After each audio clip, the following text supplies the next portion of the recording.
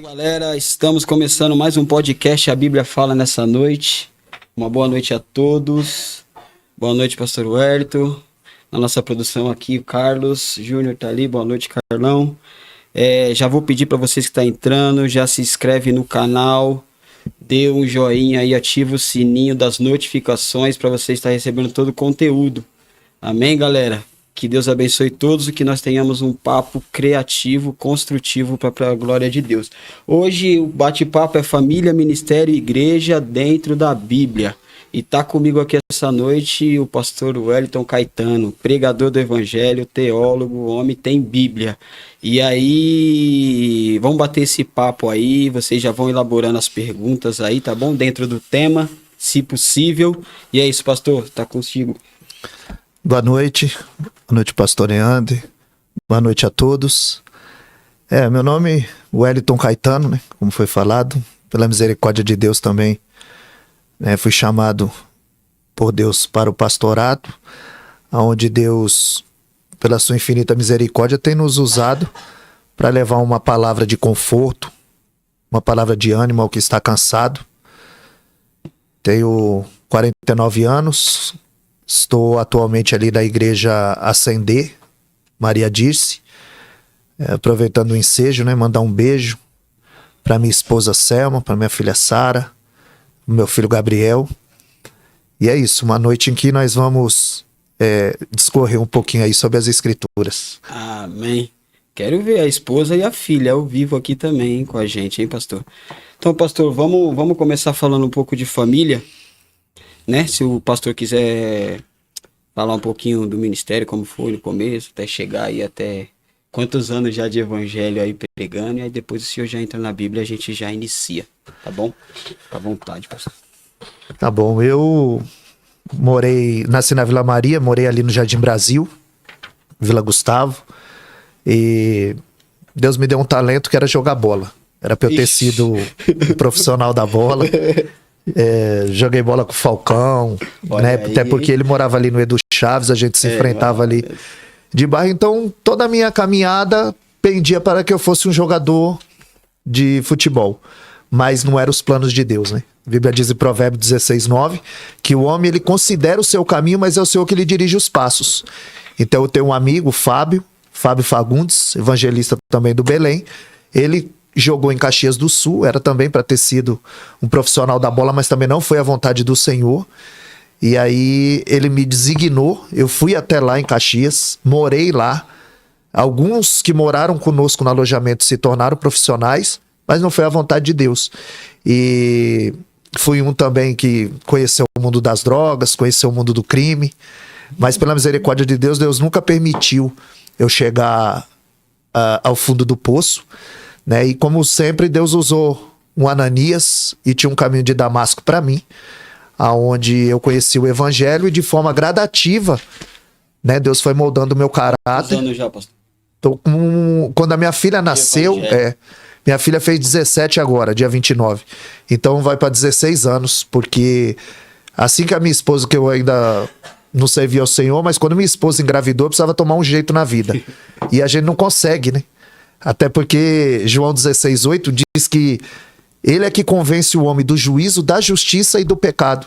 Então, quando Deus me convenceu, e eu abri a porta, ele fez a obra, e graças a Deus, estamos aí já há 16 anos, caminhando de cooperador a pastor, É isso aí. Vou ler um texto aqui, vamos falar a respeito um pouquinho de família. Marcos 10:6. Pastor é uma Bíblia humana, irmão. Aí. Eu não tenho todo esse ensejo para decorar tanto capítulo e versículo, mas vamos deixar um versículo para a gente começar falando de família. Marcos 10, capítulo de número 6. Diz assim: porém, desde o princípio da criação, Deus os fez macho e fêmea. Por isso deixará o homem o seu pai, a sua mãe, unir-se-á à sua mulher, e serão os dois uma só carne, e assim já não serão dois, mas uma carne. Portanto, Deus ajuntou, não separa o homem. E em casa tornaram os discípulos a interrogar, dito o mesmo. Qualquer um que deixar-lhe sua casa com outra. Só até aqui. Eu não vou ler não, os outros não, porque senão a gente vai para outra direção, outra linha. Tá bom? Então, pastor, a gente vê que Deus, a família, ela existe desde o Éden. Depois da queda, né, a gente vê que Deus deu a ordem para o homem e se multiplicar pela terra. Então, ali tinha uma família com um marido, uma esposa, né, Caim e Abel. Então, Deus, ele é a favor da família.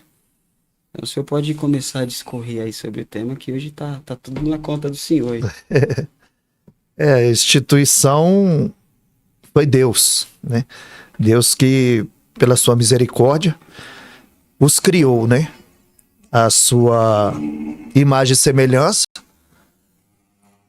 e uma ordenança de Deus, que o homem constituísse família, se multiplicasse. Então a gente vai ver em Gênesis 5:3 que Adão, ele gera um filho chamado Sete segundo a sua semelhança. Ali o homem vai perder a imagem e a semelhança de Deus.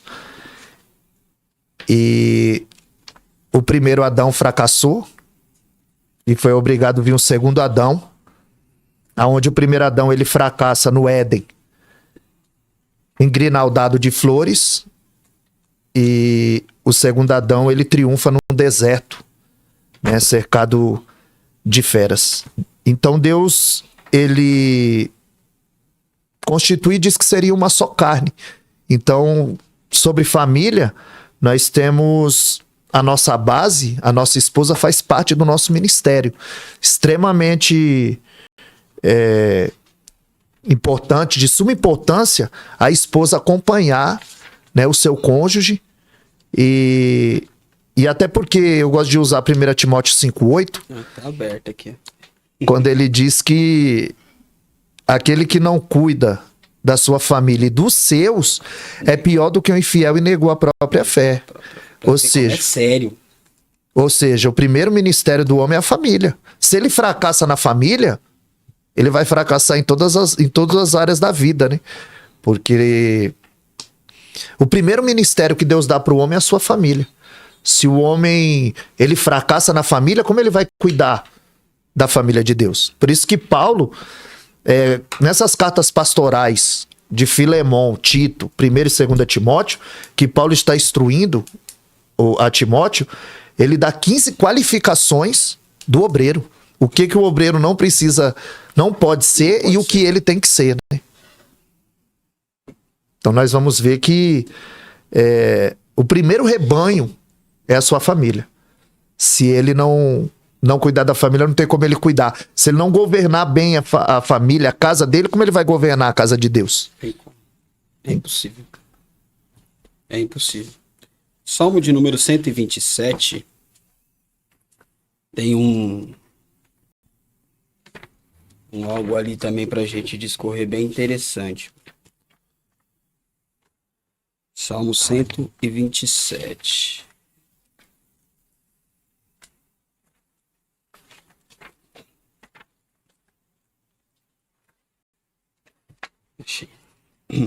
Salmo 127 do verso 3, se eu não estou enganado. Dá pra gente aplicar um pouquinho do que é a família ali. Deus falando um pouquinho disso. Depois vamos ver o que Jesus falou também sobre família. 127, achei. Se o Senhor não edificar a casa, em vão trabalham os que edificam. Se o Senhor não guardar a cidade, em vão vigia os sentinelas. Inútil será o levantar do homem de madrugada, repousar tarde, comer pão de dores, pois assim dá a eles os seus amados sono. Eis que os filhos são herança do Senhor e fruto do ventre de seu galardão. Por que eu estou escolhendo esse texto? Porque a gente vê, pastor, uma geração de cristãos mesmos que assim, são jovens que se casam, às vezes jovens, e muitos que já são casados, eles não têm o intuito de constituir família. A gente vê pets substituindo o lugar de filhos. Eu não vou dar nome, mas eu tenho dentro da minha família pessoas assim que substituem o filho por um pet. Ah, o cachorro é meu filho, o gato é meu filho. E isso é uma coisa muito triste, porque Deus está dizendo aqui que os filhos é herança do Senhor. Então é uma bênção. Eu tenho uma pequenininha, vai fazer 8 meses na minha casa, né? E é uma das maiores bênçãos que Deus me deu. E faz parte da família. E eu vejo uma geração hoje que, voltando-se para a família, bem complicado, porque pessoas que não querem gerar, até aí tudo bem, não tem problema, né? Ninguém é obrigado a constituir família, ter filho. Mas você colocar no lugar de uma bênção animal, para mim é complicado. Porque se Deus está dizendo que é herança do Senhor os filhos, ou seja, é insubstituível essa herança. Não pode ser um cachorro, não pode ser um peixe, não pode ser um animal, não pode ser nada que não seja dentro da família. E eu queria falar com o pastor. Quantos anos de casado, pastor, o senhor está? 16. 16. Porque às vezes o que acontece, é como o pastor falou, não tem como você pastorear a igreja se você não pastoreia a sua casa. Não tem como você cuidar dos filhos dos outros se você não consegue cuidar dos seus filhos. E também não tem como você aconselhar um casal se o seu casamento não estiver bem. Vale lembrar que nós não estamos falando aqui de um casal perfeito. Casal briga, casal se desentende. Mas um casal enfadado na presença de Deus é aquele que consegue resolver seus problemas, né? E se o camarada não consegue ser pastor dentro da sua casa, é muito difícil ele conseguir pastorear, né? Uma igreja. E o pastor, por exemplo, é difícil às vezes conciliar o seguinte, pastor. Por exemplo, o pastor tem bastante... O pastor prega muito fora, né? Prega, tem bastante agenda... e quando não tem agenda, aí a gente tem 2 tipos de pastores, né? No caso do pastor, congrega, prega bastante fora, e tem o pastor, quando o senhor estava, por exemplo, com outro pastor, como é o nome dele? Gilberto ajudava mais internamente. É difícil, assim, é complicado, porque você não consegue ser Jesus, você não consegue ser 2 ao mesmo tempo, e a igreja consome muito do pastor. Queria que o pastor falasse um pouquinho como que a gente, né, consegue aí conciliar as 2 coisas, como o pastor falou, nosso primeiro ministério é a família. Então tem que se enquadrar dentro de todo esse ministério. O que o pastor tem a acrescentar aí sobre isso? Justamente o que você falou, tem o pastor que foi chamado mesmo para pastorear, apacentar as ovelhas, e o pastor evangelista, que é esse que vai semear. Eu tenho um ministério mais itinerante, e a minha esposa, onde eu estou, ela está comigo. Isso é o mais importante. Então, eu cheguei na igreja, eu já posiciono a minha esposa. Está comigo a minha esposa Selma, ela é que dá credibilidade ao meu ministério. Aonde eu estou, minha esposa está comigo. Aonde você vê, você haverá. Porque estamos cumprindo bem o que Jesus disse. Não é bom que o homem esteja só. Quando Adão deixou a Eva só, a serpente entrou no Éden dele. E aí começou com uma conversa. Então a minha esposa sempre está comigo. A questão de ter a sua família em sujeição não quer dizer pelo fato de você ser pastor e você ensina, quando diz em Provérbios 22:6, ensina o menino no caminho. Não é o caminho, é no caminho, é junto. Você está indo junto com ele. Isso não quer dizer que ele também vai ser pastor, que ela vai ser cantora, vai ser missionária. Até porque você vai ver que Joel e Abias, os filhos de Samuel, não prestou para o ministério. E olha quem foi Samuel. A Bíblia diz em 1 Samuel 3,19 que de todas as boas palavras que Samuel falou, nenhuma caiu por terra. E os filhos deles não faziam o que era reto aos olhos do Senhor, e ele já estava velho para o ministério. Ofne e Finéias. Ana e Eucana não tinha motivo nenhum para ir ao templo, mas a Bíblia diz que de ano em ano eles iam, porque o templo estava rachado. 1 Samuel 2,12 diz que eles eram filhos de Belial e não conheciam o Senhor. Vivia perto do altar e longe de Deus. Tinha história sacerdotal, cadeira no templo, mas não tinha nada de Deus. Não foi chamado para o ministério. Onde estava o erro? Eli era o sacerdote.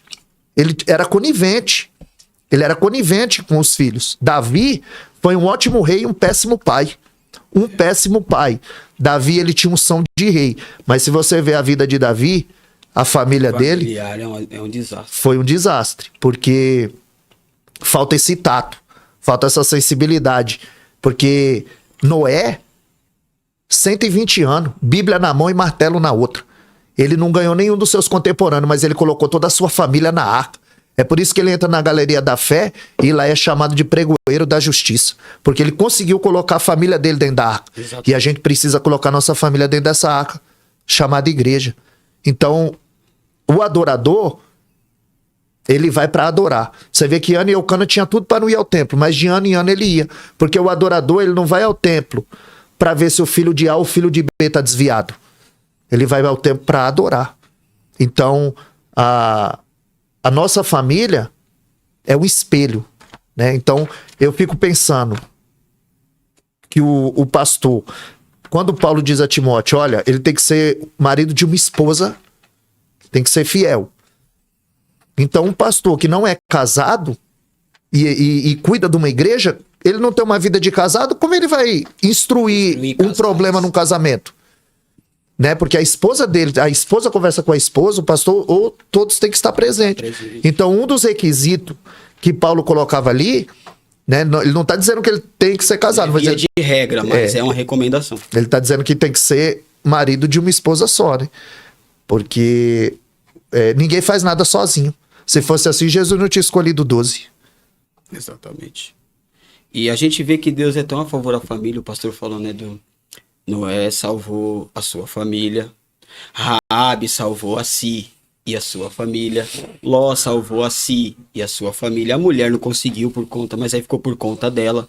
Então a gente vê que a família, ela tá englobada dentro do nosso ministério. E o que a gente mais vê hoje, infelizmente, irmãos, é só você ligar a televisão. Pai matando filho, esposa matando marido, por herança ou por qualquer outra coisa. E a família tem se perdido, né? E a gente falou muito de a vontade de Deus sobre a família e Jesus. Jesus também era a favor, né, da família. A gente vê que em João 2, o primeiro milagre que Jesus vai realizar iniciando seu ministério podia ser em qualquer lugar, né? Mas ele escolhe justamente o quê? Um casamento. Uma festa. Uma festa, porque às vezes as pessoas pensam no Jesus assim, meio, como que eu posso falar, sério, ou às vezes até de falar pouco, ou assim, meio ríspido, mas não é, irmão. Jesus participou de todas as festas. Todas as festas judaicas ele estava, todas as festas que convidaram ele foi.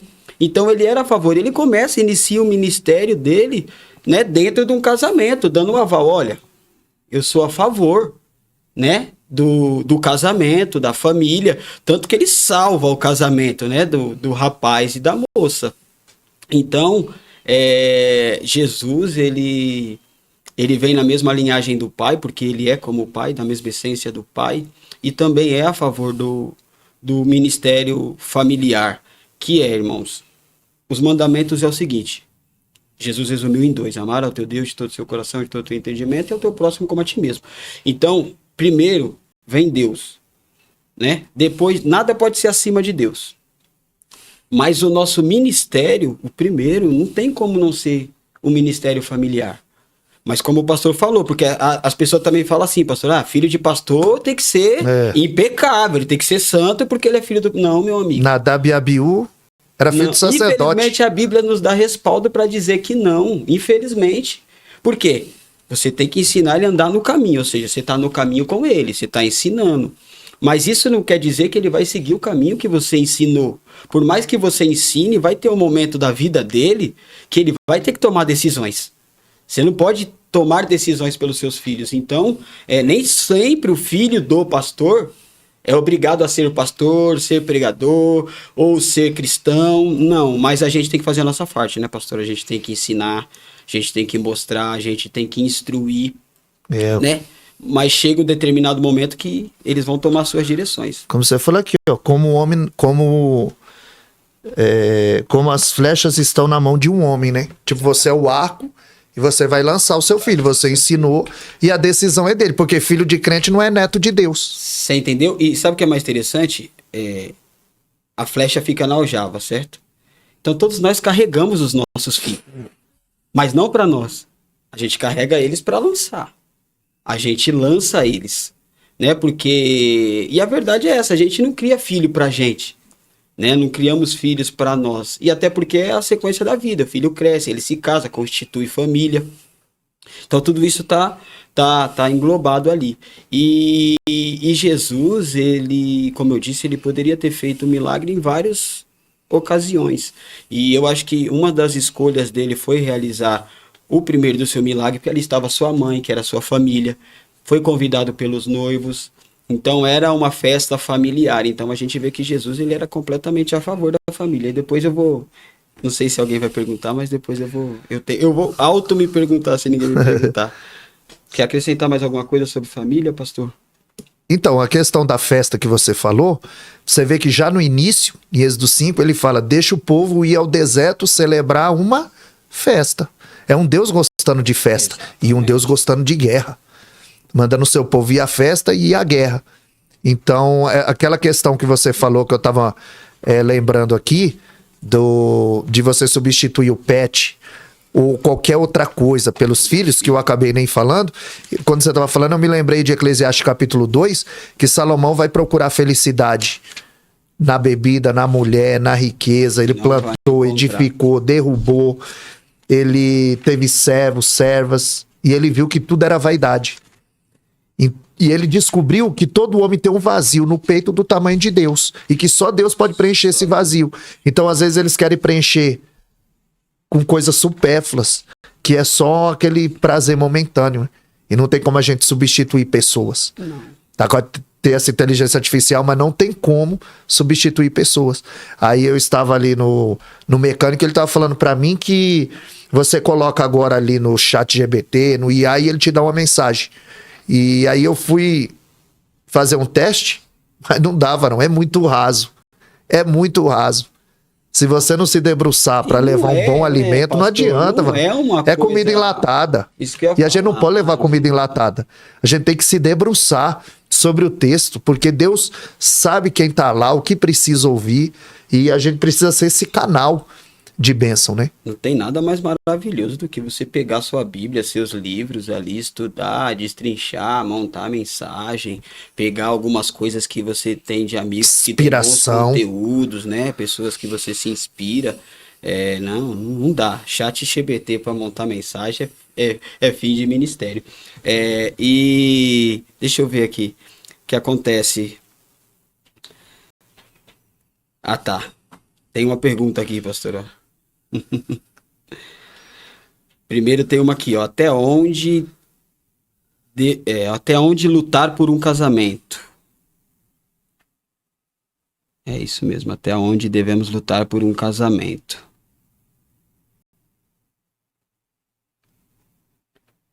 O que a gente pode falar sobre isso, pastor? Então, a questão da persistência, né? Se realmente ama, como Paulo descreve em 1 Coríntios 13, tudo suporta.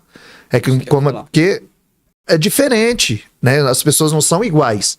São duas pessoas distintas. Então, precisa suportar muita coisa, tanto no casamento quanto no evangelho. Quando em Lucas 9:23, Jesus diz, aquele que quiser vir após mim, negue-se a si mesmo, é perder. É perder algo, é abrir mão. Então, a palavra perdão é perder no aumentativo. É você perder a razão, e muitas vezes a gente tem que perder a razão, né? A gente tem que, mesmo tendo a razão, a gente prefere ter paz.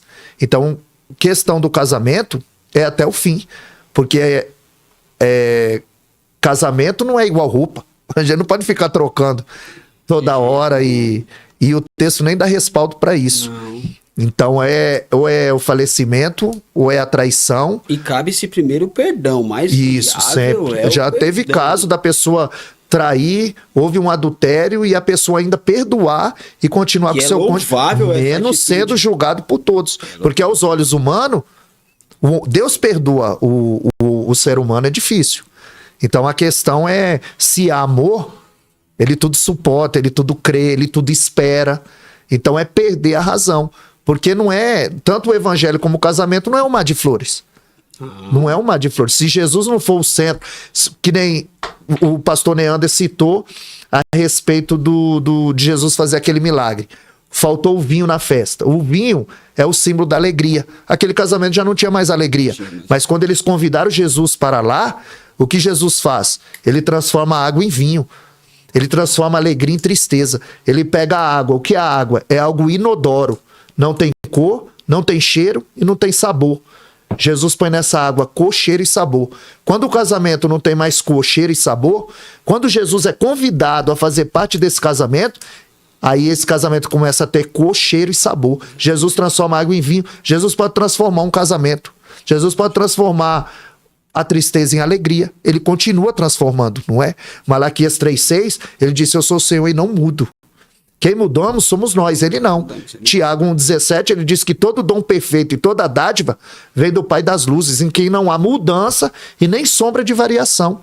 A tecnologia, os tempos, as pessoas mudam, mas o Senhor continua o mesmo. E o casamento é até o fim. É até o fim. Tem que lutar. Porque para isso tem que ser uma decisão bem pensada. Para você não se perder, né, no transcorrer da caminhada. Porque as pessoas, elas devem olhar para você e você... Quando Paulo está dizendo que o homem tem que ser moderado, o autocontrole, fruto do Espírito, ninguém pode olhar para você e você ser motivo de escândalo para o Evangelho. Você precisa ser exemplo. Exatamente. Tem outra pergunta aqui, pastor.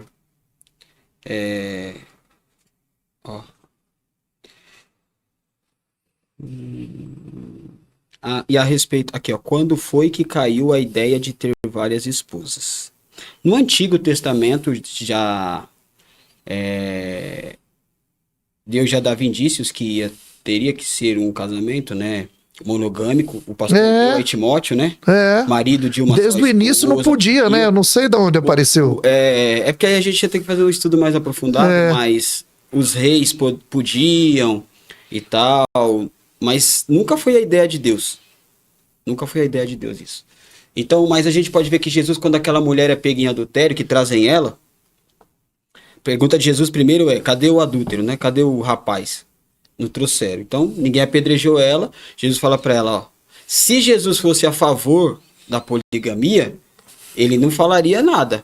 Deixaria do jeito que estava. Mas ele perdoou os pecados dela, mas disse, ó, não peques mais. Ou seja, tem que ser marido de um homem só, esposa de um homem só. Né?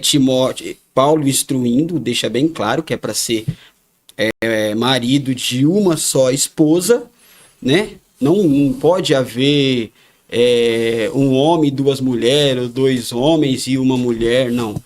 É sempre um homem e uma mulher. Esse é o casamento ideal que foi constituído tanto por Jesus Cristo e depois Paulo também, que vem atestando a mesma coisa.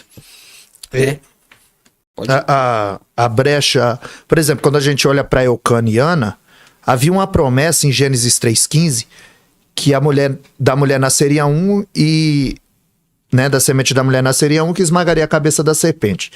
Então toda mulher judia, ela tinha aquele consentimento, eu vou gerar o Salvador. Só que a mulher que não gerava, ela abria essa brecha para o marido arrumar outra esposa, porque precisava gerar. Você vai ver isso com Sara, que não gerava, aí manda gerar com Agar. Você vai ver Raquel, manda gerar com a Seva. Então, todas as pessoas que não geravam, abria a brecha, porque ele precisava perpetuar o nome da família. E nessa questão que você está falando, a gente volta para a mulher samaritana. Que Jesus disse assim, você teve 5 e agora o que você tem é o teu amante. Quando na verdade, essa mulher em nenhum momento ela tira água e Jesus em nenhum momento ele bebe água. Porque às 6 da manhã as mulheres iam tirar água do poço porque era mais seguro e o sol era mais baixo. Ao meio-dia, quem ia buscar água no poço eram os homens que iam dar água para os animais. Quando é meio-dia que Jesus está no poço, que essa mulher chega, essa mulher não estava ali atrás de água. Ela estava ali atrás de um marido, atrás de uma felicidade. Quando Jesus oferece para ela água viva, água em movimento, antes de Jesus dar água para ela, mostra onde está o lixo, o entulho, o pecado da vida dela. Então, antes de Jesus dar água para ela, ele diz, chama o teu marido e vem cá. Quer dizer, Jesus mostra para ela onde está o pecado, o lixo da vida dela. Você vai ver também em Gênesis 26:18 que os inimigos entulharam os poços que Abraão abriu. Sim. Então, quando Isaac chega, a Bíblia diz que aquela terra estava assolada pela fome. Ele semeou e colheu 100 por 1, porque a bênção não estava na terra, estava nele. Só que o texto diz que lá embaixo havia água em profusão, água viva. Mas para aquela água jorrar, precisava tirar o entulho. Foi o que aconteceu com a mulher samaritana. Enquanto ela não tirar o entulho, o lixo, a água não iria jorrar. Então, essa questão, tanto Paulo condena, como Jesus a condena. Porque aqui, ó, o próprio texto que nós lemos no início, em Marcos, ele está dizendo: se unirá a sua mulher, não as suas mulheres. Então, algo constituído por Deus, né, e que precisava gerar, precisava se multiplicar. Então, ó, pra gente matar esse assunto, 1 Coríntios capítulo de número 7, Paulo diz assim, ó, ele dá uma recomendação, na verdade, e depois ele fala: ora, quanto a essas coisas que me escrevestes, bom seria, porque estava tendo problemas nos casamentos de Corinto. Então Paulo vai dar uma resposta, né? Então ele responde: ora, quanto às coisas que me escrevestes, bom seria que o homem não tocasse em mulher. Mas, por causa da prostituição de cada um tem a sua própria mulher, e cada uma tenha o seu próprio marido. O marido pegue a mulher a devida benevolência, e da mesma sorte a mulher ao seu marido. A mulher não tem poder sobre o seu próprio corpo, mas tem o marido. E também, da mesma maneira, o marido não tem poder sobre o seu próprio corpo, mas tem sobre o da mulher. Então Paulo está deixando bem claro: é marido de uma só esposa e esposa de um só marido. E quando ele diz que a mulher não tem poder sobre o seu corpo e o homem também não tem, que o seu cônjuge tem, o que ele está querendo dizer é: você é dela por completo e ele é seu por completo. Então nenhum deve se negar ao outro sexualmente. Os dois têm que se... não pode se negar. Então a gente já vê aqui que Paulo deixa bem claro que é marido de uma só esposa e marido de uma só mulher. Então, ninguém fez a pergunta aqui, mas não sei se você já fez, pastor. Já fez a pergunta por que foi que Jesus não se casou? Não. Já fez essa pergunta? Não. Já ouviu essa pergunta? Não. Difícil uma pergunta. Difícil, né, Val? Porque ninguém nem pensa. Porque assim, Jesus é a favor do casamento e tal, não é a favor do divórcio, fez milagre lá. Mas por que Jesus não casou se ele era a favor de casamento? E agora Paulo tá dando uma... Porque Paulo, primeiro ele falou: ó, se eu fosse vocês, eu preferia não me envolver com mulher. Mas, por causa da prostituição, ele começa a falar: mas por que Jesus não casou? Tem uma resposta, Val. Vamos lá, curioso agora. Efésios capítulo de número 5. Efésios 5, 25. 24. 5, 24. Vamos lá. Casou com a igreja. Vamos lá. Por que Jesus Cristo não casou? Efésios capítulo de número 5, 24. De sorte que assim como a igreja está sujeita a Cristo, assim também as mulheres são sujeitas aos maridos.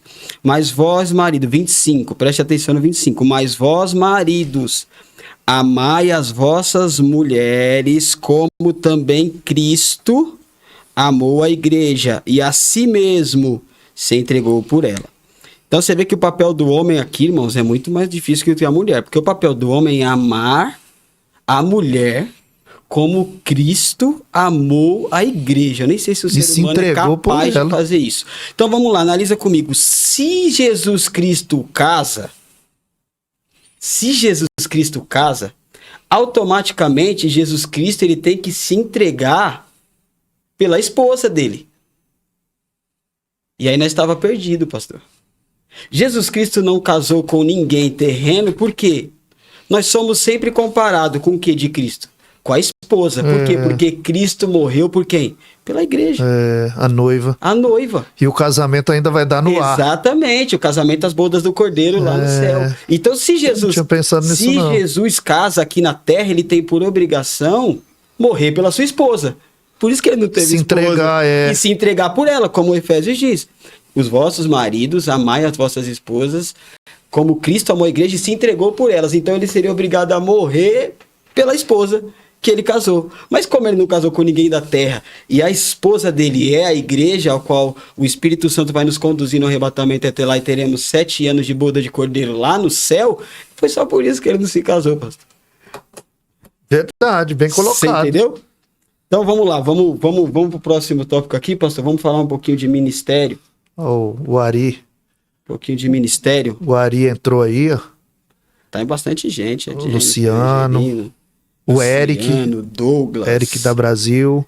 Eric. Tem bastante gente hoje. Luciano. Vamos falar um pouquinho de ministério, pastor? Né? Uhum. Porque como a gente falou um pouquinho, né? O senhor falou, tem pastor que pastoreia, Evangelista. né? E tem pastor que é evangelista. E, por exemplo, a gente vê um apóstolo Paulo implantando várias igrejas, né? E as outras pessoas iam pastoreando. Então, Paulo foi o maior implantador de igrejas, né? Do Novo Testamento. O senhor pode contribuir, pastor, com esse tema? O casamento é no céu. É isso aí mesmo. Foi bom mesmo essa sua colocação, viu? Eu não O tinha visto casamento por é esse lá. lado. Então, o intuito, a igreja é um organismo vivo. Ela precisa se multiplicar, né? E geralmente é a ovelha que gera ovelha. Exatamente. Gera ovelha. Ovelha gera ovelha. Então tem pessoas que elas não trazem ninguém à igreja, mas já colocou um monte pra fora. Tá cheio. É fofoca, é disse-me-disse. Aí eu coloquei agora no meu canal uma questão de que Pedro, ele vai dizer que, ali em outras linhas ele está dizendo que a igreja não é salão de beleza, que o adorno da mulher não é no frisado do cabelo, na vestimenta, ela é reconhecida por ter boas obras, e aí ela tem que exercer o seu maior ministério dentro da sua casa, ensinando os seus filhos, cuidando do lar. A Bíblia diz em 1 Coríntios 7 que a solteira cuida das coisas do Senhor. Exatamente. E a casada de como agradar o seu marido. Então a igreja é um organismo vivo, ela precisa crescer. Então a igreja que não evangeliza, ela precisa ser evangelizada. Então ela se torna um sal no saleiro. Sal no saleiro, ele não tem serventia. A igreja ela precisa ser empurrada para fora do ninho. Quando o pecador não vai à igreja, a igreja precisa ir até o pecador. E aí eu ressalto ali o evangelista Mauro, o Eduardo, que eles fazem um trabalho nas comunidades com carro de som, né? Até eu tive a oportunidade de pregar lá uma vez. Então as pessoas descem e outras assistem o culto da janela, né? Que eles chamam da comunidade em pé, quando eles montam aqueles prédios ali no Pimenta. Ele tá até aqui, o Eduardo. Se eu não me engano, eu vi ele aqui nos comentários. E então todo sábado eles fazem. Varão, todo sábado tem alma. Todo sábado tem alma. E ali não tem placa de igreja. Ali é evangelho. Ele não tá ali para levá-lo a congregar na igreja dele. Assim, você vai procurar uma igreja que você se sente bem, mais perto da sua casa. Então, para isso que nós fomos chamados, né? Sim. Para resgatar os que estão perdidos. O organismo andar, né? Como a gente conversou no carro. Pregue o evangelho e, se preciso, use palavras. Porque você está sendo observado. O tempo todo você está sendo observado. E então a gente tem que tomar muito cuidado para não resvalar. Porque ninguém tropeça em pedregulho. A gente tropeça em pedrinha. Sim. Você vê que Davi... Pedra grande você enxerga, né? Davi ele mata um gigante e dorme com a vizinha. Ele vestido de pastor, ele mata um gigante. E vestido de rei, ele manda matar um amigo. Porque o poder cega. O poder cega. E ele está nos mostrando o que é nas pequenas coisas que a gente tropeça. Ele é capaz de pegar Urias, que é um dos seus 37 valentes. É amigo íntimo de Davi. Sim. Ele coloca Urias na sepultura e Mefibosete à mesa. Há uma discrepância muito grande. A gente precisa ter vida. Quando o Tito 1,16, ele vai dizer que os homens professam que conhecem a Deus, mas o negam com as obras. O cara que é um exímio pregador, na igreja é uma benção. Quando chega em casa é um demônio. Exatamente. Então a gente precisa ter essa conduta, porque a pessoa pensa que o culto acaba ali na igreja. O culto nem começa e nem termina na igreja. O culto começa na sua casa quando você abre os olhos. Você vive em culto. Então, Hebreus 4,13 diz que tudo está nu e patente aos olhos, aquele que nós temos que tratar. Então, às vezes a gente pensa, não, é só uma mentirinha. É só um gole, é só um trago, e vai dando legalidade para o diabo agir. Então, a igreja... E outra, a igreja também nunca foi um lugar. A Bíblia não encara a igreja como um lugar, né? 1 Coríntios 3,16, ele diz que nós somos templo e morada do Espírito Santo. Então, Paulo perseguia a igreja, ele não perseguia um lugar, ele perseguia o povo. O Atos 17:24, Deus não habita em templo feito por mão de homem. Quando a Bíblia diz em Tito 2,14 que ele vem buscar uma igreja de boa obra, ele não vem buscar um templo, um lugar. Mas nós precisamos, como Hebreus 10:25, congregar. Nós precisamos estar, né, todos os membros unidos. Paulo, ele gostava de falar da igreja e usava o corpo como essa metáfora. Porque ele dizia que são todos os membros trabalhando em prol do corpo para o bem-estar do corpo. Então, todos os membros têm a sua função na igreja, no corpo. Então, quem prega não é maior de quem lava o banheiro. Porque ninguém briga para lavar o banheiro. Mas todo mundo briga por causa do microfone. Mas quando você descobre quem você é no reino, a sua identidade, você não faz igual o filho pródigo. Você não vai brigar mais por causa de cabrito. Você não vai brigar mais por causa de microfone, de cadeira, de cargo. E você vê que Jesus, ele era tão a favor da família e ele concorda com tudo que ele mesmo escreveu inspiradamente pelos discípulos, pelos apóstolos, por todos os escritores da Bíblia, e com o que Deus falou, que quando ele diz... A Bíblia diz que o marido e a mulher, ele é uma só carne. Quando Jesus aborda Paulo, ele faz assim: Paulo, por que me persegues? Ou seja, Cristo se julga parte igual à igreja. Então, Cristo e igreja é um só. Porque ele é bem claro, porque Paulo perseguia a igreja. E aí Jesus aborda ele, perseguia as pessoas. Aí Jesus aborda ele e fala: Paulo, por que você me persegues? Ou seja, você vê como tudo se encaixa, né? E tem várias perguntas aqui, pastor, ainda de famílias, mas só eu vou ler só dos que é bem sério. Ó. Muitas mulheres morrem porque aconselha a lutar por adúlteros, por agressor, com frases que Deus irá salvar, que irá mudar, irmãos. É assim. A gente já falou aqui. Primeiro ponto. Se o seu marido te traiu, ou a esposa traiu, você tem duas opções. Ou você perdoa e salva seu casamento, fica com seu marido ou fica com a sua esposa, ou você tem cartas na mão para se separar. Você não é obrigado a ficar com ele. Tem que o perdão paz. Você é obrigado a liberar. Esse sim, independente de for ficar com ele, você tem que perdoar. Por exemplo, mas o meu marido me bate todo dia. Pastor, não sei o senhor, mas ninguém é obrigado a ficar apanhando, irmão. Não vai mudar. 20 anos apanhando, você vai ficar continuando apanhando até quando? E outra coisa, paz, né? Se o camarada no namoro não respeita os pais, ou bate na mãe, ou no pai, ou no filho, nem casa. Porque se ele não respeita o pai e a mãe, ele não vai respeitar você. É certeza isso. Então é assim. Tá apanhando há 20 anos, mas o pastor fala que vai mudar, que vai salvar, já tem 20 anos, meu amigo. Esquece. Deus não criou ser humano nenhum para ficar numa situação dessa. Então ninguém é obrigado a isso. Tá bom? Então, pastor, ainda agora, até perdi o fio da meada. Falando de ministério, como o Paulo disse, cada um tem um membro num corpo grande e cada membro tem uma função. É o mesmo espírito, né? Exatamente. Cristo é o cabeça. Vai ser usado conforme a necessidade da igreja. Cristo é o cabeça e cada um tem ali seu ministério. Porque, pastor, o que acontece hoje? Vamos lá, o senhor tem 16 anos de ministério. Eu tenho 13, fazer 14. A gente vê uma geração hoje despreparada. Uma geração que não tem unção. Uma geração apressada. Vou falar um pouquinho de mim. Eu fiquei 1 ano como cooperador. 2 anos como diácono. E 10 anos, irmão, como evangelista. Quase 11 até chegar ao pastorado.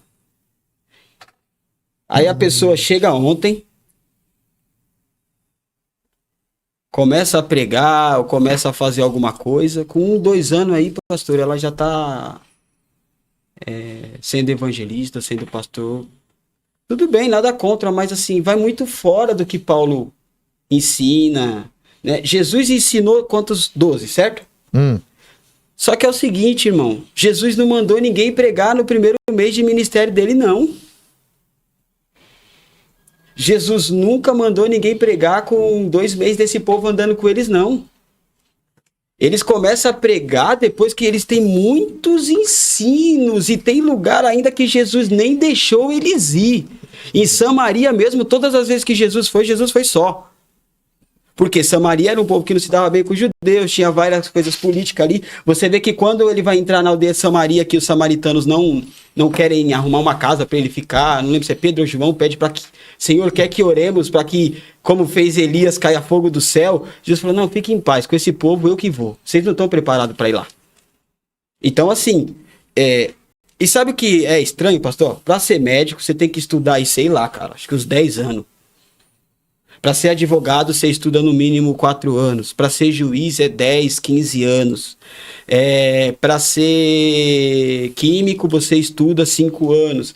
Para ser... Tudo você precisa se preparar. Aí a geração de hoje, para ser pastor, é só ir para a igreja. Você pega uma Bíblia, começa a pregar, ou tem dom, alguma coisa. Ou tem o dízimo alto. Isso também ajuda bastante. Se tiver um dízimo bom numa igreja pequena, você voa, irmão. Você vira pastor rápido. Você compra o ministério. Oxi, rapidinho você chega. Que é o que você, a tua frase Então, que eu peguei com você. Ministério sem dor, exatamente. sem perca. Ministério sem dor, sem perca e sem marcas, é evangelho comprado, irmão. Pega a vida de Pedro, de João. Pega a vida de Paulo. Deus não dá nada de mão beijada para ninguém. Amigo, Paulo foi preso. Pedro foi preso. Olha as mortes que eles tiveram, morreram por professar Cristo. Aí você acha que Deus está no ministério pessoal, eu tô falando agora. O camarada chega na igreja e ele começa a congregar e tal, como nós falamos, tem um dízimo alto, aí daqui a pouco ele já é diácono, daqui 1 ano, 2 anos ele já é pastor. Juiz. Qual a preparação que essa pessoa teve? Eu, pastor, eu falo assim, ó, eu como evangelista, eu fiz casamento, fiz culto no lar, dirigi igreja. Experiência, né, Bruno? Ou seja, porque assim, marca. A preparação, é assim, a pessoa, ela não é... algumas igrejas usam óleo, outros não, mas não importa. Mas para a pessoa ser levantada pastor, não é porque ela vai ser, é porque ela já exerce. É um reconhecimento. Ou seja, você já tem que estar fazendo. Amém, pastor? Isso, ó. Algumas coisas que você colocou. Por exemplo, a geração hoje. Hoje ser cristão, evangélico, né? Quem te chama de evangélico é a revista Veja. Deus te chama de filho. Então, hoje as pessoas pensam que ministério é cassino. Que eles vão entrar pobre e vão sair rico. Então tem muito almejando a fama e o céu. Então a unção eu só adquiro com intimidade com Deus, oração. Eu gosto de frisar quando eles estão à mesa. Jesus disse que um vai trair, Pedro faz sinal para João. Quem é? Porque quem tem intimidade, que ele reclinava aqui, ele conta. Então, quem tem intimidade vai saber de segredo. Quem não tem intimidade sabe que todo mundo é para saber. Se o Pedro sabe que Judas é que vai trair Jesus, Pedro matava Judas. Então, não era a hora dele saber. Então. Jesus, ele não estava preparado para aquilo. A mesma coisa. Aí esse evangelista Fábio do Belém, ele gosta de dizer isso. Se você vê uma tartaruga em cima da árvore, lá não é o habitat dela. Não. Alguém colocou ela lá. Tem muita gente sendo colocada. Exatamente. Tem muita gente sendo colocada. 2 Timóteo 2,15, ali tem 3 qualificações do obreiro. Mas Paulo, na carta a Timóteo, ele cita 15. 3, ele vai falar que procura apresentar-te a Deus como obreiro aprovado, que não tem que se envergonhar e que maneja bem a palavra da verdade. Que maneja bem a palavra da verdade. Então ele precisa ser aprovado, ele não tem do que se envergonhar, e ele precisa manejar bem a palavra da verdade.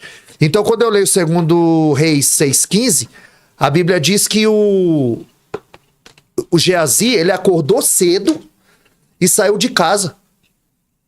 E não avisou o profeta. Quando é levantado muito cedo em casa, ele não fica. Ele sai. Então, nessa questão que você está falando, eu anotei aqui sobre... na cultura judaica, o ápice era 30 anos. Aí eu anotei aqui, ó. porque eu já tenho marcado aqui, Gênesis 41, 46. E José estava com 30 anos de idade quando estava diante de Faraó. Quando você lê 2 Samuel 5,4, Davi tinha 30 anos quando começou a reinar. Quando você lê Lucas 3,23, a Bíblia diz que Jesus ele tinha 30 anos. João Batista tinha 6 meses, então começou com 30 anos. O que é isso? Deus não dá ministério para menino. Não. Mas as pessoas estão dando. Mas agora a gente precisa entender. Ministério é serviço. Então, o homem dá cargo. Deus dá ministério. Exatamente. E aí, como você falou, às vezes o homem não reconhece. Vai matando o obreiro. Mas Deus já deu um ministério para ele. Ele já tem a unção. E a questão do... que eu coloquei agora, sobre Matias. Atos 1, 26. Eu coloquei até lá, fiz um shot. É o quê? A Bíblia diz que lançaram o sorte e a sorte caiu sobre eles. Tem muita gente que é colocada no ministério por sorte. A sorte de conhecer um pastor que o consagra. A sorte de conhecer alguém que o consagra. Então eles entram para o ministério por sorte. E quem entra por sorte não tem história. Qual é a história de Matias? Agora, quando a gente vê Atos 9,15, vai porque este é para mim o vaso escolhido, aí quem é Paulo? Porque quando Deus escolhe, tem história. Quando ele entra por sorte, ele não tem história. E a questão que você falou do dízimo alto, eu vi o testemunho do rapaz de que ele foi pregar em uma igreja, e ali, quando ele chegou para estacionar, o rapaz pediu. Deixa eu estacionar o carro para você, pode ser? Pode. Aí estacionou, o levou. Quando chegou no meio da igreja, ele chamou o diácono e falou: Varão, tem como você levar o pastor até o púlpito? Porque eu tô na correria, eu tenho que cuidar dos carros. E ali o rapaz bem cordial, educado. Acabou o culto, eles foram para uma churrascaria. Quando chegou lá, esse rapaz estava guardando o carro, estava lá.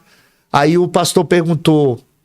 O pastor que pregou perguntou pro pastor dele: Varão, aquele diácono ali é muito educado. Chama ele para sentar aqui conosco. Aí o rapaz veio e falou: não, é que eu tô com eles, eu vou fazer sala para eles. Não, na vez. Ele falou assim: pastor, eu não sei qual é o critério que você usa aqui para consagrar as pessoas, mas esse teu obreiro aí é muito educado, esse diácono. Aí ele falou: não, ele não é diácono. Ele é auxiliar do ajudante. Aí ele falou assim: mas ele é muito educado. Ele falou: não, educado ele é, porque ele é o juiz aqui da cidade. Ele é o juiz da cidade. E ele tá cuidando de carro, ele é auxiliar do guardador de carro. Mas se é em outro lugar, esse juiz estava em cima do púlpito pregando. Exato. Opa, com certeza. Então, o ministério, quem dá é Deus, o homem dá cargo. É por isso que está levantando aí a torta e a direita, mas sem fundamento, sem base bíblica. Aí no primeiro vento ele tomba. Na primeira tempestade ele cai. Ele não firma. Porque ele não tem intimidade, ele não tem... a unção eu vou adquirir intimidade. Então, quando o Tiago vai falar de sabedoria e conhecimento, são duas coisas distintas. O conhecimento eu adquiro, a sabedoria Deus dá. Se eu não tenho conhecimento, eu não vou ter sabedoria. Porque a sabedoria é aplicar o conhecimento na hora certa. Tem gente que tem muito conhecimento, mas quando vai evangelizar alguém, em vez de atrair, afasta. Porque ele não tem sabedoria para aplicar. E a sabedoria quem dá é Deus. Você vê, por exemplo, a gente vê um relato no livro de 2 Reis, capítulo de número 4, 18, que o menino foi pro campo, sentiu uma dor de cabeça e morreu. Então, daí você já tira menino no campo, a tendência dele é morrer. Por quê? Porque ele não tá preparado para estar no campo. Pérola. Você é doido. Você tá entendendo? Eu vou pegar essa aqui. Você vai pegar pra pregar, né, pastor? Menino no campo, a tendência dele é morrer. Por quê? Porque menino não está preparado para estar no campo. Menino está preparado para aprender. Depois que ele aprender, aí ele está preparado para ir para o campo. Quanto que ele está preparado para ir para o campo? 30 anos. Na cultura judaica, Jesus ele só reúne os discípulos com 30 anos. Quando ele atinge a maturidade essencial para iniciar o seu ministério. Então a gente vê que menino no campo, ele morre, irmão. Pode até ter ali um crescimento, parece que vai, mas quando você vê, cadê o fulano? Ih, desviou, caiu, não foi preparado, não tem alicerce, entendeu? Aí a gente vê alguém que já tá com alguém também aprendendo há um tempo, mas ainda não tá no seu tempo. Aí mais pra frente a Bíblia vai dizer que o menino morreu. Beleza, o menino morre, consulta um Eliseu. O que Eliseu faz? Pega o bordão dele e dá pra Geazi. Geazi, vai lá. Geazi tá com o bordão daquele que tem... de Deus, que tem unção, e vai. Só que bordão na mão de quem não tem unção não funciona. Bordão na mão de quem não tem preparo não funciona. Mas ele andava com Eliseu, ele estava lá, mas os olhos dele estavam fechados. A gente vê que quando eles estão lá na casa orando, que Eliseu vai orar, ele fala, Senhor, abre os olhos dele para que ele veja. Porque os olhos de Geazi eram fechados. Já estava preocupado com o quê? Com ouro e prata. Era o que ele queria. Era isso que era o foco dele, não era aprender. Então, assim, nós temos uma geração ruim, irmão. O erro de Josué foi esse. Péssimo. Quem ele preparou? Josué foi um ótimo, irmão. Um ótimo guerreiro. Entrou na terra. Cara, guiou o povo, entrou na terra, mas foi o próximo líder. Por quê? Ele não preparou ninguém. Quando ele morre, o povo fala, e aí, Deus? Se o povo fosse obediente, não tinha juízes. E aí, Senhor, como é que quem vai subir por nós agora? E o próprio Deus fala, eu irei. Mas você vê, aí a gente entra em outra coisa também de ministério. Pastor que tem ciúmes também de perder cadeira. Tá cheio. Tá cheio. Igual ele, só sentado na cadeira. Cheio, gordo, cheio, engordando. Gordo. Aí 1 Samuel 3:1 não tinha visão. A visão era escassa. A palavra era escassa e não tinha visão. E quando ele vai, na cadeira quando ele vai aconselhar seus filhos, aí Deus já tinha decretado a morte deles, e eles não escutam o conselho, porque Deus já buscava matar. Então a gente vê também um monte de pastor que tem medo de perder a cadeira, tem obreiros bons dentro do seu ministério, tem conhecimento, que tem coisa para passar, mas tem medo de colocar, porque tem medo dos membros, das pessoas falam assim, ixi, ó, pastor Wellington prega mais que eu, tá doido, mas eu já passei por isso. Vou deixar ele sentado. Ixi, ó, fulano, ensina melhor que eu, não vou dar oportunidade. E o reino não é isso. Quem pede é o reino, a casa dividida. É esse que é o problema. Mateus 12:25. Porque o pastor, irmão, ele vai ser o pastor da igreja, independente de quem pregue mais, de quem pregue autoridade. Menos, ele é a autoridade da igreja. Jesus falou, escreve as cartas de Apocalipse. Aí João podia falar, mas o de Laodiceia tá desviado. Não, mas manda pra ele é o pastor da igreja. Ele é o pastor da igreja. Acabou. Irmão. Você entendeu? Depois cada um vai prestar conta do que fizer, mas assim, é muita igreja também que tem gente, pastores com ciúmes e matando o ministério de algumas pessoas. Essa questão que você falou aí do bordão, então ele tem muita gente andando com profeta e pensando que é profeta. Tem muito porco se sentindo ovelha e chafurdando na lama. Pastor, eu não falei pro senhor. Se andar com quem tem azeite, acendesse lamparina, não tinha 5 loucas, irmão. Aí. Elas andavam junto. Só que se andar não acende lamparina. Andar com quem tem azeite não acende lamparina, não. Davi foi levantado não é garantia de azeite. Aonde ele estava. Onde que ele estava? Onde o pai colocou ele.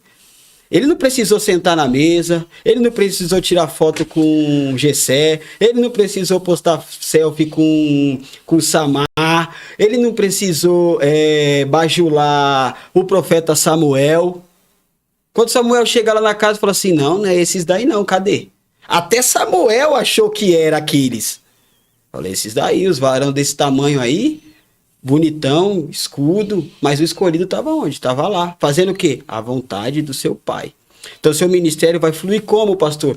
Quando você fizer a vontade do seu pai. Como que eu faço a vontade do meu pai, pastor? Ficando aonde ele te colocou. Aonde o pai de Davi colocou ele? Cuida das ovelhas. O que ele estava fazendo? Cuidando das ovelhas. Leva pão e queijo para os seus irmãos. O que Davi fazia? Rei já. Pequena porta. Rei, porque quando ele chegar lá, os irmãos dele já falam, o que você veio fazer aqui? Reinar sobre nós? Não, eu só vim trazer pão e queijo, fica tranquilo. Eu só vim fazer aquilo que o meu pai me ordenou para fazer. E qual o resultado? Tô falando dos benefícios, né? Que nós só falamos os erros de Davi. O maior rei de toda Israel. A graça ela encobre, né? Os erros. Graças a Deus, né? E você vê, eu até comentei com o pastor, o que levou Davi a primeira vez pro palácio, irmão, não foi unção. Não foi coroa.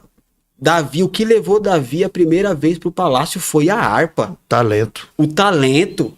A oportunidade apareceu. As oportunidades às vezes aparecem, pastor, mas não tem ninguém preparado. Isso. Ele se preparou e se dispôs. Você entendeu? Quando apareceu a oportunidade, precisa do que aí? Rei. Preciso de um tangedor, alguém que toca. Tem alguém aqui? Não tem, não. Mas tem um lá. Como é o nome dele? Sei não. É filho de Gessé lá. Cuida das ovelhas lá. Não tem nem nome. Mas tem fama. Mas tem fama. Não tem nem nome, mas tem dom. Não tá preocupado com cargo, com nada disso. Então, a gente vê que E um exemplo claro de pastores ciumentos é o próprio rei, né? É o próprio rei Saul. Não tem ninguém mais o exemplo que sabia que o cara... Ele mesmo disse, não. Quando Deus entregou ele pela terceira vez, que Davi corta uma hora do vestido dele, ele fala, não, Davi, realmente, você é melhor que eu, varão. Porque se Deus me dá essa chance aí, filho, eu ia arrancar sua cabeça fora.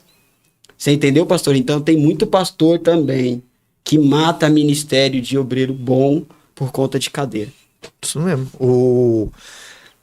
1 Samuel 17, 23 é a primeira fala de Davi na Bíblia. E ele faz uma pergunta. O que o rei vai dar para quem matar esse gigante? Ele está perguntando, vale a pena eu entrar nessa guerra? As pessoas não oram, não perguntam, não direcionam e vai entrando na guerra. Jeremias 7,16, Deus disse, não ora mais por esse povo, porque eu não vou ouvir, Jeremias. Ele está dizendo, não põe a mão onde eu pus a espada. Agora é eu que vou tratar. E 1 Samuel 17, 28, quando Davi chega, o Eliabe diz assim, com quem deixaste aquelas poucas ovelhas? Era pouca, mas Davi estava cuidando. Porque tem gente que só quer cuidar de muita. E ele fala assim, e o texto diz assim, e a ira de Eliabe se acendeu contra Davi. Mas o gigante está 40 dias, 80 vezes, 2 vezes por dia ele afrontava o povo. Por que a ira dele não se acendeu contra o gigante? A ira dele se acendeu contra o irmão, né? A gente vê isso aí. A ira se acender contra o irmão, né? Mas não enfrenta os problemas, o gigante. E essa questão que você falou é muito séria. O talento dele o leva. Então é o que você tem na mão. Você vê que Saul, ele tinha uma lança. E Davi tinha uma harpa. O que você tem na mão? Fere ou acalma? Então a diferença era essa. E outra, Saul estava procurando o quê? A jumenta do pai. E Davi estava apacentando as ovelhas. E como é que você cuida de jumento? Espancando. Olha o que Balaão fez com a jumenta. Davi não, alimentando, né? Então Davi está no campo e estão dando testemunho dele lá no palácio. E você vê que o ministério de Davi, ele era tão abençoado por Deus, porque não existe no Antigo Testamento quem veio com imposição de mão para expulsar demônio foi Jesus no Novo. Tanto que quando ele expulsa, até os fariseus se espantam e falam que ele expulsava em nome de Deus Zebu. A gente só vê algo parecido no Antigo Testamento quando Davi dedilhava a harpa, os espíritos maus saíam de Saul. Então, até ali, Saul se alegrou com Davi. Gostou de Davi. Quando Davi, você vê que para os irmãos ele levou pão e queijo, né? E para o gigante foi o quê? Pedra. Ele, como rei, ele já sabia e entendia que o inimigo de Israel era inimigo dele. E mesmo os irmãos querendo o interrogar porque eles tinham sido levantado rei e não eles, ele mesmo assim entregou o pão e o queijo. Não, eu vim aqui fazer o que meu pai mandou, tá aqui. Né? E Davi não se diminuiu com aquilo. E a gente vê que Davi, Saul até tenta ajudar Davi, dar sua armadura para ele, mas não adianta, varão. Com a armadura dos outros não vai, mano. Roupa de desviado não serve crente. Você tem que usar as ferramentas que Deus te deu. E as ferramentas de Davi eram 2, harpa e a funda. Davi não tinha. Depois ele vai adquirir espada, né? Mas as ferramentas que ele tinha era harpa e funda. Então ele usava a harpa para expulsar os demônios e a funda para matar o gigante. Quando você usa, pastor Wellington, aquilo que Deus te deu, irmão, seu ministério cresce. Seu ministério flui. Porque quando ele colocou a armadura, era pesada. Era muito pesada para ele. Ele falou, não consigo nem caminhar com isso aqui. Todo mundo conhecia aquela armadura. Ele queria os lauréis, igual ele quis do filho dele lá. Eu vou caminhar com aquilo que Deus me deu. É com o que Deus me deu que eu vou caminhar. Então, se o seu ministério, você quer que o seu ministério flua, irmão, caminha com o que Deus te deu. Se você tem o dom da palavra, compre uma Bíblia, se aperfeiçoe na palavra. Se você tem o dom de canto, estude canto e louve ao Senhor. Se você é músico, estude música e toque para o Senhor. Mas vai com aquilo que Deus te deu. O dom facilita, né? Os dois cantam. Só que um tem o dom, o outro não. Os dois vão cantar. Só que um vai cantar com mais facilidade. É quando eu digo, se você vê alguém fazer algo difícil, bem feito, é porque aquela pessoa é muito boa no que faz. É o dom, né? É o dom. E essa questão que você falou, por exemplo, de Eliabe, ele desvia. A luta dele não é contra o irmão. De Saul, ele foge. Porque o ungido de Deus é problema de Deus. Mas o gigante ele enfrenta. Então o que eu acho bonito em Jonatas, 1 Samuel 18,4, é isso. Que quando ele encontra Davi, ele dá a espada, a couraça, o capacete, ele dá tudo pra ele. Porque ele viu em Davi o que o pai dele nunca foi e o que ele nunca seria. Um rei com chamada. Hoje tem o pastor chamado e o chamado pastor. O que Deus chamou e o que os homens chamaram.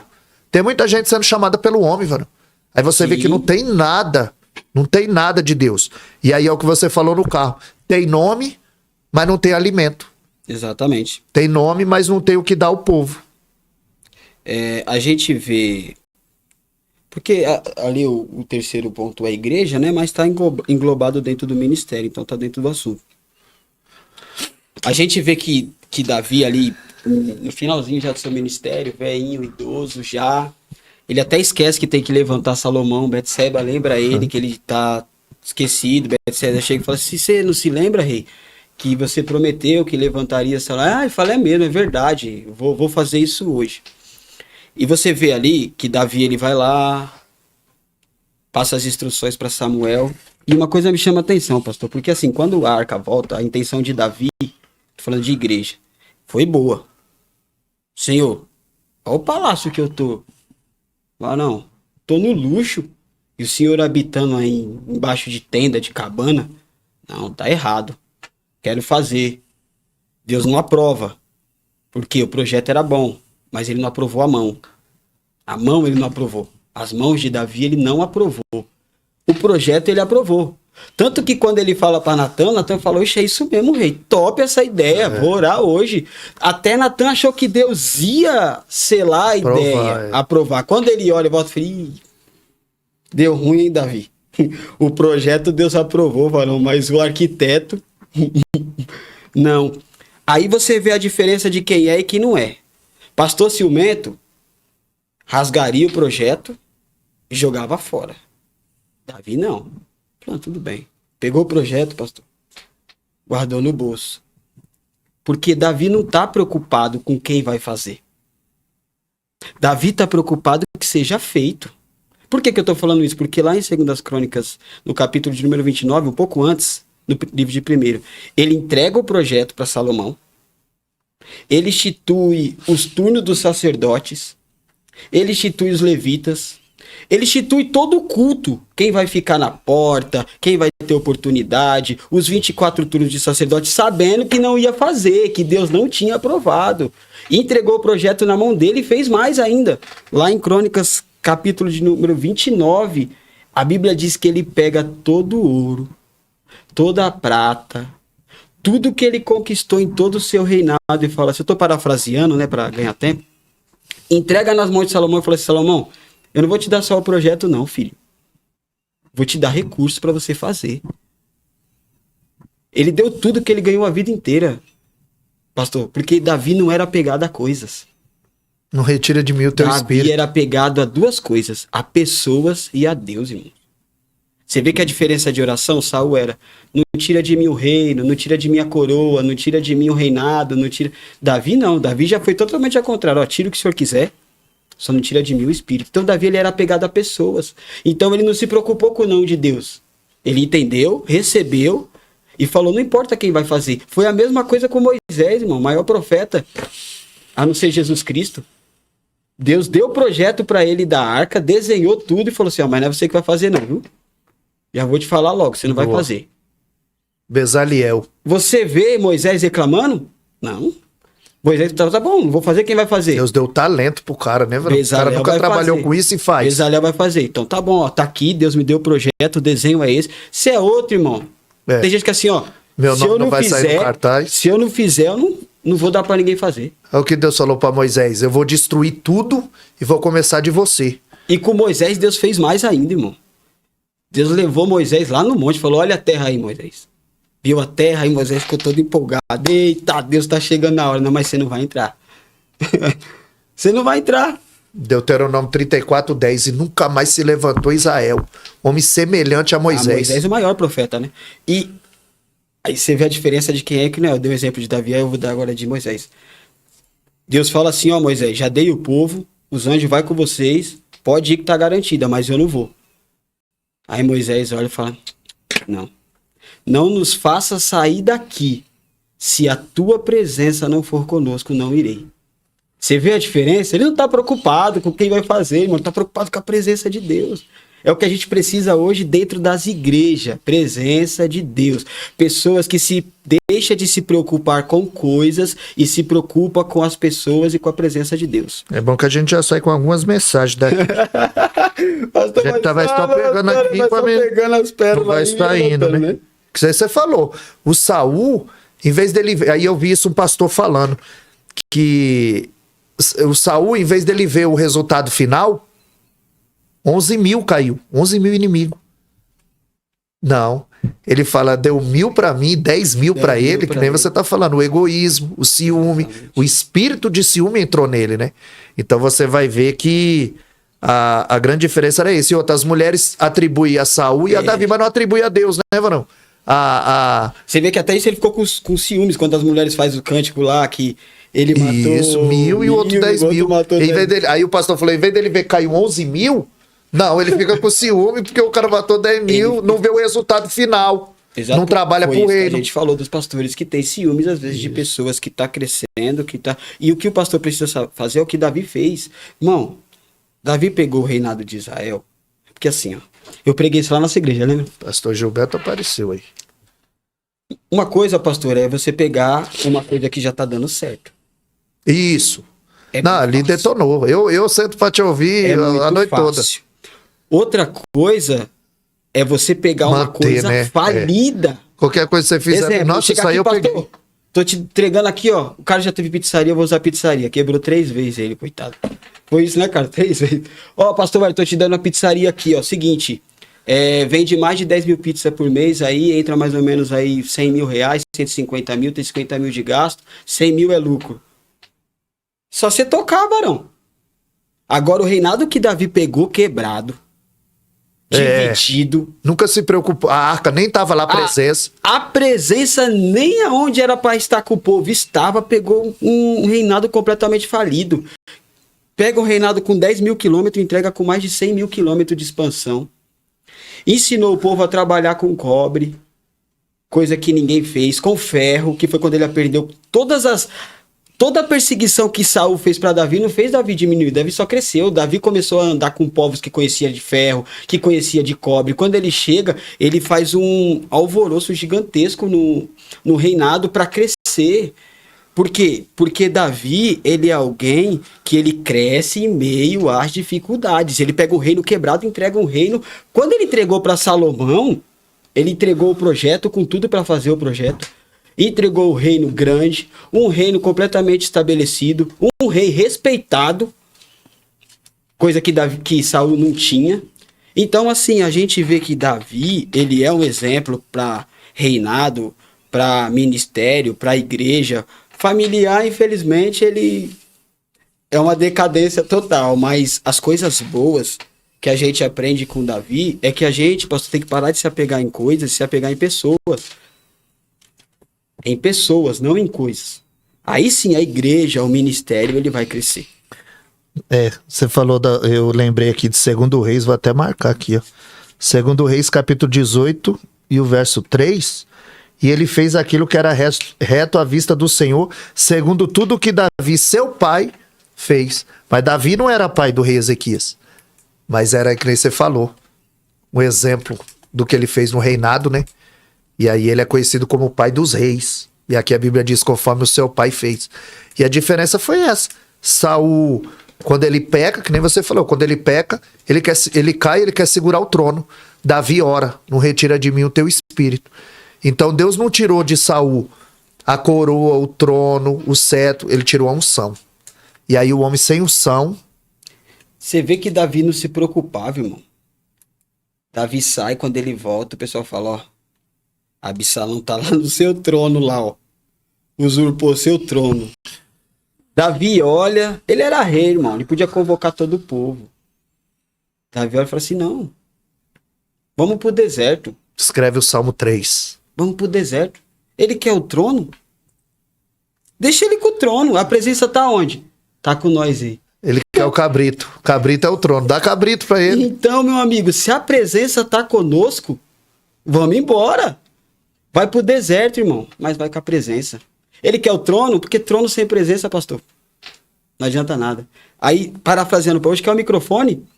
Deixa com o microfone. Quer oportunidade? Cadeira, cargo. Quer cadeira, quer cargo? Eu prefiro estar no deserto com Deus do que no trono sem Deus. Você entendeu? É o que nos basta. E Davi fala assim depois. Isso, não, aí, ó, você vê a mente do Davi, irmão. Não, peraí, tá errado. Volta com a arca pra lá. Porque o lugar da arca é lá. Se Deus for comigo, eu se assentarei de novo no trono. E é o que acontece, né? Ele volta, senta no trono. Então, a gente vê que a igreja hoje, né? Falando um pouco de igreja, né? Eclesia, no grego, tirados para fora. Não é dentro, irmão. Você tá entendendo? Jesus...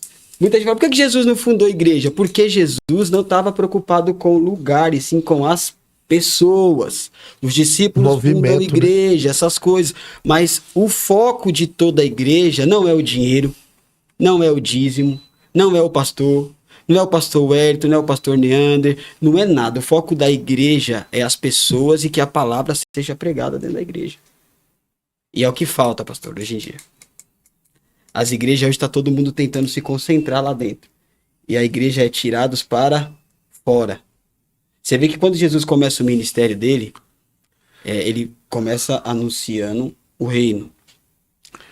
E ele vai anunciar o reino dentro da igreja. Por que ele vai anunciar dentro da igreja? A primeira pregação de Jesus, quando ele sai do Jordão, é dentro da sinagoga. Por quê?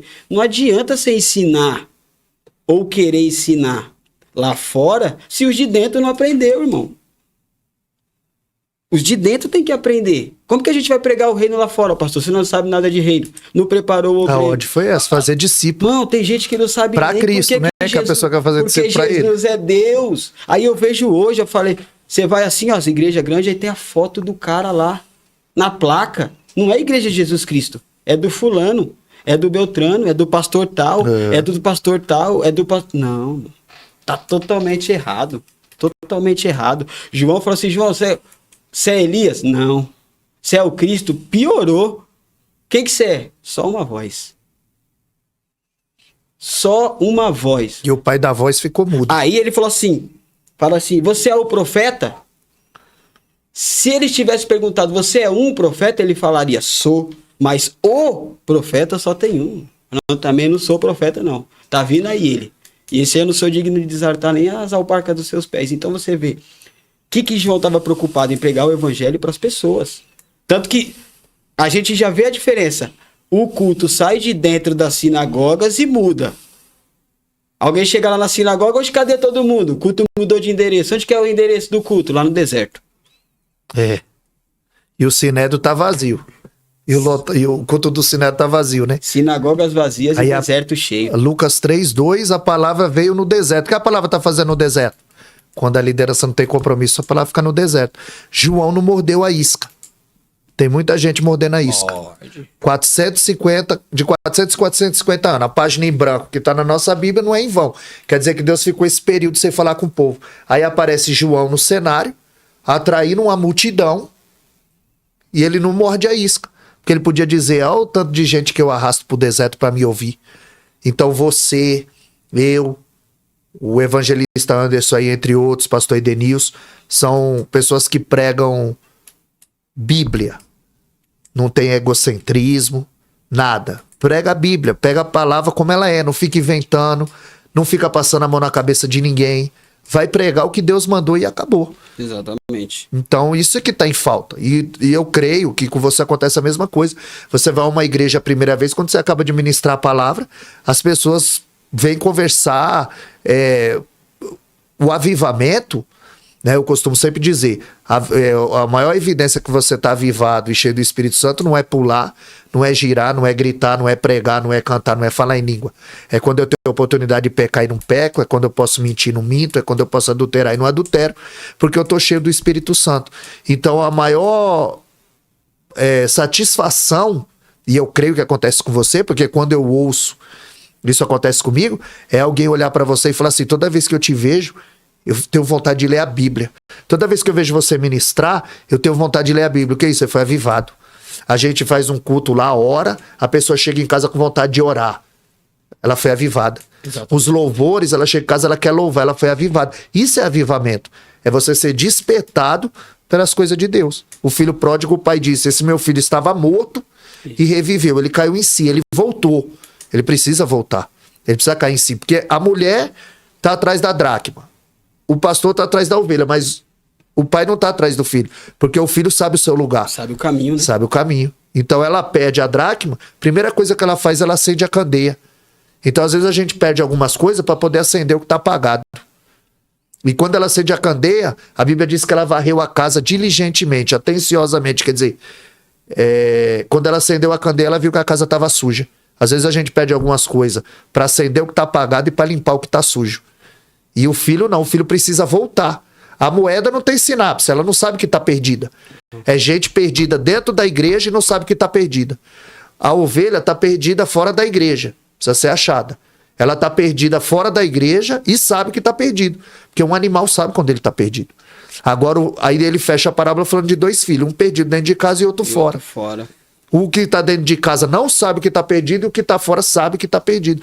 Assim está a nossa geração. Gente perdida dentro da igreja e fora da igreja. Antes a pessoa desviava e saía da igreja. Hoje não, fica desviada lá dentro. Desviada dentro da igreja. E é o foco do diabo, não é tirar ninguém da igreja, é matar você lá dentro. Isso. Sentada lá no banco. Isso. Outra estratégia dele é o seguinte, ele não consegue te derrubar, aí ele começa a te promover. Só você prega, você é o cara. Quer ver? Os primeiros cultos que Jesus participou.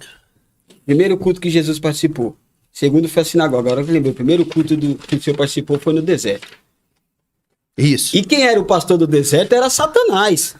Quem estava com a Bíblia aberta no deserto era o diabo, irmão. Não, pastor, não era. Não era, lê o texto. O que o diabo usa lá em cima, no pináculo, no deserto? A Bíblia. Ele usa a própria palavra. Então a gente vê, no último, ele leva Jesus para o topo. Fala, ó, se me adorares e se prostares, te darei todo esse reino. Satanás levou Jesus para onde? Pro alto. Nem todo mundo que tá no topo foi Deus que colocou, irmão.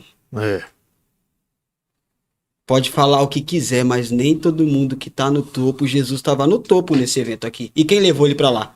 O diabo, Satanás. Você entendeu? Então nem todo mundo que tá no topo foi Deus que colocou, foi o que o senhor falou agora. Não dá para derrubar? Então vamos promover. E nem todo deserto é o diabo. Que a Bíblia diz que foi o Espírito que o levou. E a pessoa acha que todo deserto... Atribui tudo ao diabo. Tudo ao diabo. Tudo é o diabo. Tudo é o diabo. E outra, o primeiro culto que teve, morreu um pastor.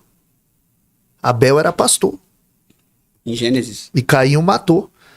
Aí, se a gente volta para a família, você vai ver que eles viveram no mesmo lar, sugaram o mesmo leite, tiveram os mesmos ensinamentos.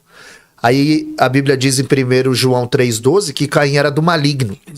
Ou seja, o problema não foi a oferta, foi o ofertante. Foi o ofertante. Então, a índole do ofertante. Antes de Deus receber a oferta, ele recebe o ofertante. O caráter de quem está ofertando. Ele nos recebe, né?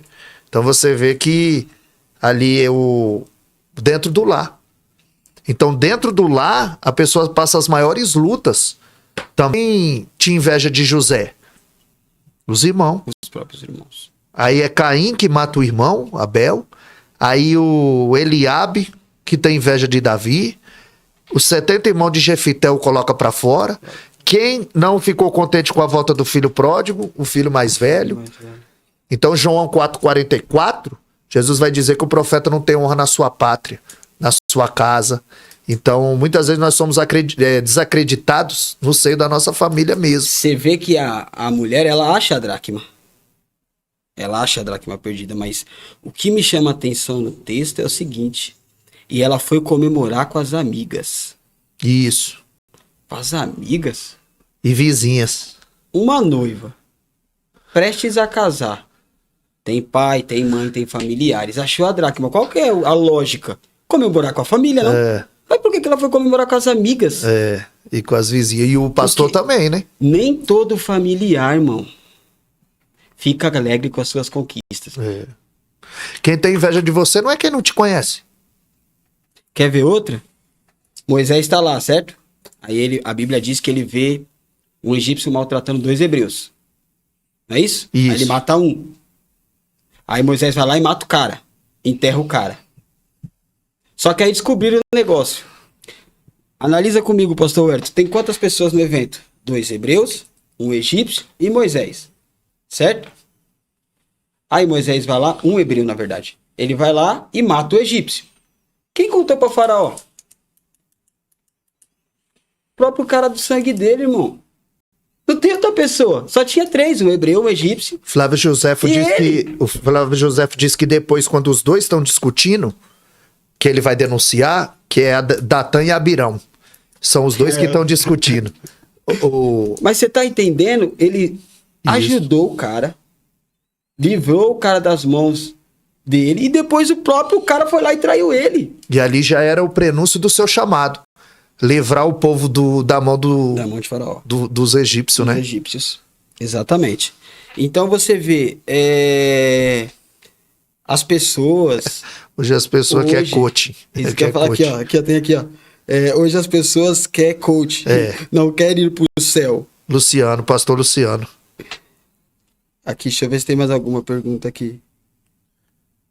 É mesmo, eu vi que ele tá até com um programa aí na televisão, aquela filha do Silvio Santos lá, A Bravanel? ela vai colocando os caras coach, ela vai levando esse povo tudo pra TV. Aí a geração nova vê e fala, o caminho mais fácil de eu chegar é por aqui. Pra crescer é esse. Meu Deus, o cara. Pra crescer é esse. Tá achando que ministério é brincadeira, varão. Vida com Deus é parque de diversão. É batalha espiritual, varão. É batalha espiritual. 1 Pedro 5,8. O diabo, vosso adversário, ele anda de redor, bramando igual leão e buscando a quem possa tragar. E o povo tá brincando, varão. Tá brincando, porque as pessoas pensam que Deus é bonzinho. Aí o mesmo Deus de 1 João 4,8, que é amor, é o mesmo de Hebreus 12,29, que é fogo consumidor. A gente fala, quem mandou o dilúvio? Quem destruiu Sodoma e Gomorra? Tudo foi Deus, irmão. Então quem matou 70 mil com a peste no pecado de Davi? Quem foi que matou Herodes comido de bicho, Anani e Safira? Então o Salmo 11,7 e o Salmo 7,11 é a mesma coisa. A Bíblia diz que ele é justo e ama a justiça. A pregação coach é o Jesus da Disneylândia. Isso, é doido. Não tem, não. Dando o que Deus não mandou dar, falando o que Deus não mandou falar. Quando Jeremias está profetizando que é 70 anos. Aí o profeta Ananias fala, é só 2 anos. Aí Jeremias, então seja conforme a sua palavra. Quando ele vai saindo, Deus fala, volta lá. E fala que ele profetizou da mente. E que ainda esse ano ele vai morrer. Voltou de novo pro cativeiro. Pode. De novo. As pessoas estão brincando. Pastor, nosso tempo já foi. Amém. Aqui o negócio é rápido. É benção. Tá bom? As suas considerações finais aí, os agradecimentos, tá bom? Agradecer por essa oportunidade de estar aqui conversando sobre esse papo do céu. Né? Agradecer a todos aqui que participaram, mandaram a sua pergunta, né? A sua contribuição, né? O Jefferson, o Anailton, o pastor Luciano, o pastor Gilberto, né? O meu companheiro Ari, Homem de Guerra, Eduardo, né? E os demais aqui, todos que entraram, Jennifer, Gentil, sua esposa, né, mano? Minha esposa. Né? O pastor Jefferson, né? O Carlos de Quebrada, benção do céu, que Deus abençoe ricamente, né? Que você possa ter absorvido algo, aprendido algo, né? Eu trouxe aqui uma Bíblia, King James, Trafina Gigante, uma das melhores versões. Eu quero presentear, né, o pastor Neandro. Aí sim, hein? Com essa Bíblia Ultrafina Gigante, ótima para pregar, discreta. Eu só uso essa agora. Vou levar ela domingo e vou levar sexta. É muito boa a tradução, né? A gente vê no Salmo 78, verso 25, todas as outras traduções dizendo o pão dos poderosos. Nessa fala o pão dos anjos. Lucas 1,37, com Deus não há impossível. Essa daqui é com Deus não há impossível. Então uma tradução muito boa, que mais se aproxima dos originais é a que eu uso. Tem erro, como todas têm, mas que você possa receber aí esse presente aí de coração, que Deus o abençoe. Abençoe aqui o Carlos, o estúdio, né, de Quebrada, e que possa ter edificado aí a vida de vocês, esse bate-papo, porque a minha foi edificada e eu saio daqui pelo menos com uns 3 temas de mensagem. Já anotei umas pérolas aqui, né, por isso que é bom conversar com quem tem, né, porque aí a gente é edificado e a gente aprende. O engraçado é que a gente sempre vai encontrar alguém que sabe mais do que a gente. Isso deixa a gente bem com o pezinho no chão e sabendo que Deus usa cada um conforme a sua capacidade. Pedro, pescador de homem. Paulo, pescador de peixe. É isso aí. Pastorzão, obrigado pelo presente, irmão. Deus abençoe. Não sabe que é um pastor que mora no meu coração aí. E Deus abençoe. E eu quero agradecer a todos, né? O pastor fez os agradecimentos aqui, todos que estão aqui. Quem não se inscreveu no canal, se inscreva. Ficou quase todo mundo, viu? Entrou 11, ainda tem 9. Ficou todo mundo aí ouvindo até o final, graças a Deus. Tá bom? Quero agradecer ao estúdio aí, o Carlos, ele que faz o negócio acontecer aí. Deus abençoe, tá bom, Carlos? Quero agradecer minha esposa. Mandar um beijo, um abraço pra ela, falar que eu amo ela muito, que ela é a base do meu ministério, né, irmãos? Porque se não é ela pra fazer tudo que ela faz e cuidar dos filhos, e eu não estaria aqui hoje, então eu tenho que agradecer muito a ela. E agradecer a Deus, né, irmãos? Porque é Ele que tem sustentado a gente até aqui, né, pastor? Agradecer mais uma vez a presença do Senhor, e aí vai voltar mais vezes. Então é isso, meu povo, que Deus abençoe a todos. Depois o vídeo vai ficar aí, compartilhem com os amigos, com as pessoas, e curtam os vídeos, compartilhem, que o YouTube entende que é um canal, conteúdo relevante, e ele mesmo se encarrega de promover, tá bom? Que Deus abençoe a todos e tchau.